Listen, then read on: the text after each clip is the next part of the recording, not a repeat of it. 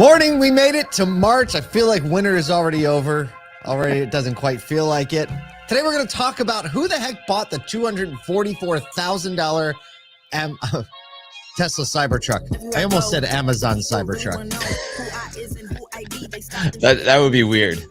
We are going to talk about buying cars on Amazon. That's fair. Maybe Cybertrucks. It's March 1st, man. It's Last March day of the 1st. month. Everybody had their head down. Man, there's something about, there's 2 months out of the year that just get me all excited in the car business. That's March and August. Like March opens the August season. Oh, bro, August is nuts in auto. On the retail side, at least, it's nuts. March also opens the selling season. Nuts. It's the same in like the Northeast. Maybe not. But anywhere south of Nashville, March 1. Yeah, because they're over summer. In the Northeast, we're like, all we got is this 30 days. In Syracuse, especially, before we have 6 months of winter again. Right. That's fair. I get it. But March, I think March is universal, right? Like springtime, tax refund season, the world's opening up, winter's over, we've made it. I mean, maybe we get a freak storm or two, but like pretty much we're good to go at this point. We're good to go. We're in. Yeah, I mean, and you've got a 5 Saturday month. Like, oh, I don't even know if you realize I didn't look at it yet.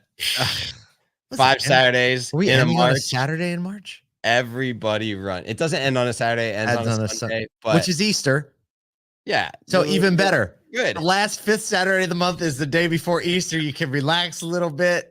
Do you think? Full throttle, baby. Oh man, March is shaping up. Get you itching to be in the showroom. I know. Floor. Well, we're gonna be at some showrooms next week. We are gonna be in. We'll be there. There we go. We'll be there. It's fun to spend time there. Hey, ASOTU CON, 74 days away.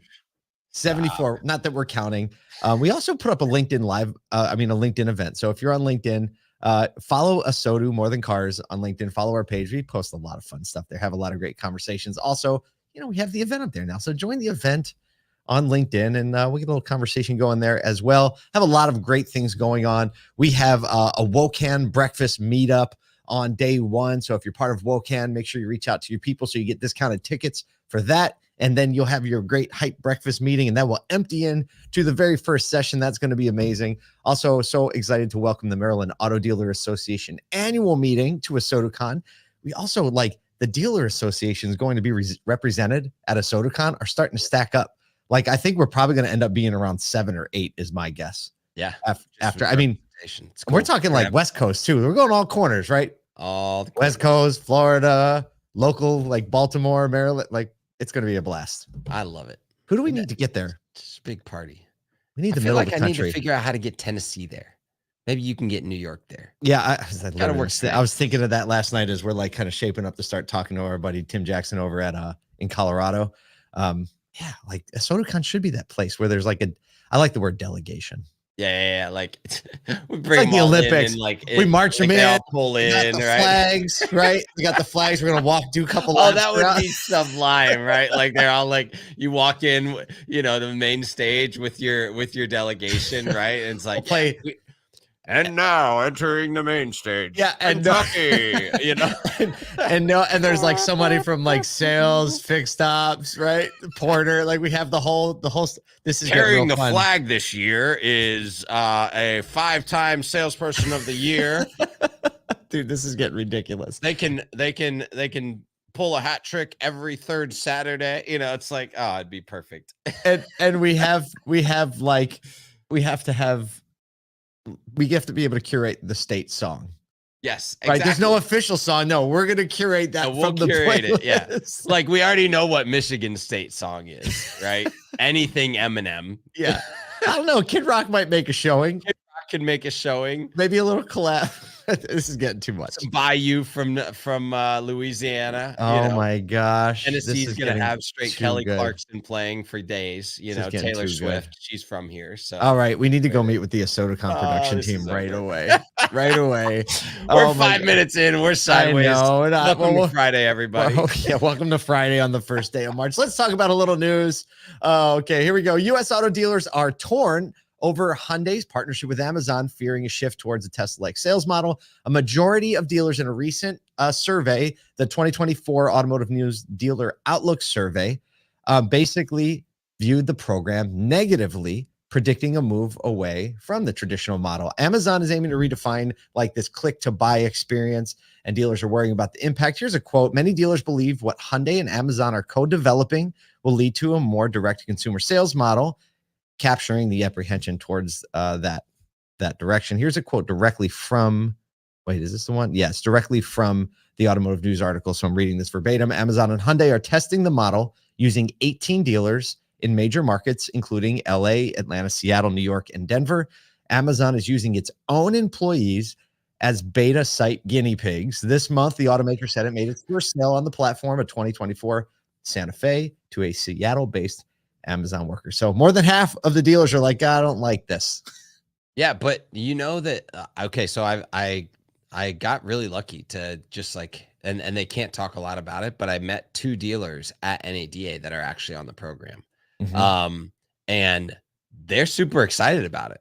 So there must be like some transfer of knowledge that's not happening. Right, that when you're in the program, why those you understand it, are actually excited about it, and the rest of the industry is like just seeing this big announcement and fearing it.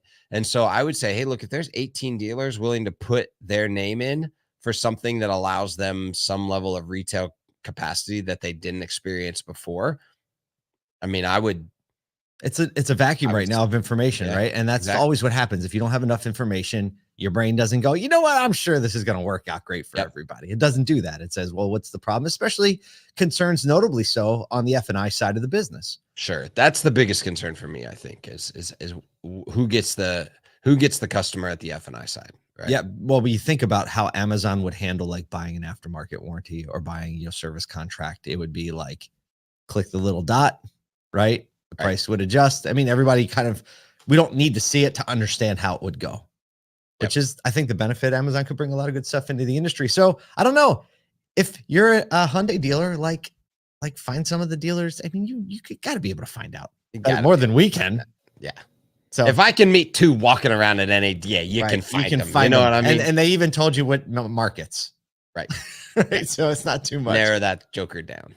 Speaking of narrowing things down. Hey. Segue.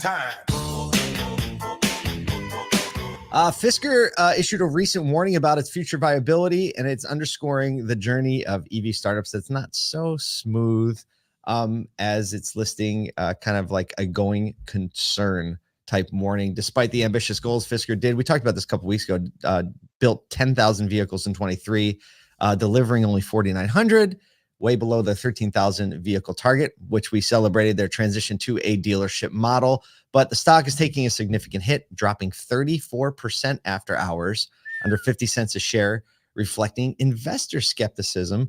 Henrik Fisker admits, we recognize the EV industry is going through a turbulent period, highlighting these challenges. Meanwhile, another kind of new EV entrant, maybe a little more connected. I was going to say plugged. I was going to say plugged in. You. But now I did. I would have accepted it. EV competitor Polestar just announced this week they secured $1 billion of funding from 12 different global banks, including, you know, a continuation of its partnership, a large shareholder, which is Chinese EV maker Geely. And so like there's really 2 conflicting stories, or not conflicting, but 2 different journeys. Polestar obviously needed the money, and now they have the cash flow to you know, operate their way to profitability. Fisker, just transitioning into a dealer model, is saying like, hey, we really need to scale back and get very frugal. Yep. Well, here's what is interesting about this is Polestar obviously has the backing of a legacy automaker, and so they have the resilience, the expectation of, hey, there's a better chance that they're going to make it. Sharing of knowledge, sharing of supply chain, all that. Yeah, supply chain, dealer network, right? Because there are some Polestar dealers that are also, you know, legacy franchise dealers. We know a couple. You know, obviously Fisker is trying to press into that model, but with the like Henrik said, is the current turbulence in the EV market is making it hard, I'm sure, for all of these new entrants to come in. You know, I'm still hopeful for them because they've gone directly to the dealer model. So I think it's all about right now is how do we get production and distribution happening so that we can show that the dealer model works for sales? Because I think that'll prove it. So It is. We have a couple requests out. We'd love to get some Fisker dealers or VinFast dealers to ASOTU CON this year. Have a couple requests into Henrik Fisker and the communications department. If you happen to know or have an inroad there, shoot us an email. crew@asotu.com. Yeah, make an introduction. Be a hero. We'll bring it. We'll let you lead the processional of the auto dealer associations around. You carry the ASOTU CON flag. You can carry the number one connector at ASOTU. We'll make you a special flag. Speaking of number one. Oh boy. Good one. Segway. Bailed me out on that one. Man, I don't know who it was that bought it. We do know who sold it, but a recent Tesla Cybertruck was auctioned for, get this, $244,000 on Manheim just the other day. Even though Tesla was really, they worked with their no sale agreements to try and prevent resale profit seeking. This was a Porsche Orlando. So Porsche Orlando acquired the Cybertruck. We're not really sure what the answer is on why, on whether they had someone that really wanted it, or they've already got a buyer for it, or they just wanted to throw it on the showroom so that people stop by, which could be a massive marketing play. Seems like Cybertruck owners have been flipping their vehicles for hefty sums, but this sale has demonstrated some serious incentive for early access. Hey, so I just looked, I didn't notice this on the way in. So obviously Porsche Orlando bought it. The seller was Give Me the VIN. Yep. I didn't realize that until I just was like kind of zoomed in on the sell screen. Yeah, I remember actually it was the first person that I saw post about it was Todd Caputo, because he knows those guys really well. Yeah. Right. And I wonder where they got, like, I wonder if they're like the original buyer, if they like were just in the lottery and got it, or if they bought it. I know. Or if they bought it and this is like the second time this thing's been flipped already. Who knows? I don't know. Orlando's the right spot. Like Porsche Orlando. The right spot. I'm gonna be in Orlando. Hey, next week, and I'm gonna. Here's what I have to do. I have to find a family dinner spot that's right next to Porsche Orlando. So I'd be like, the little mini mics, right? I'll be like, hide them from my wife. So she's like, what's he doing? He better not be interviewing somebody on vacation.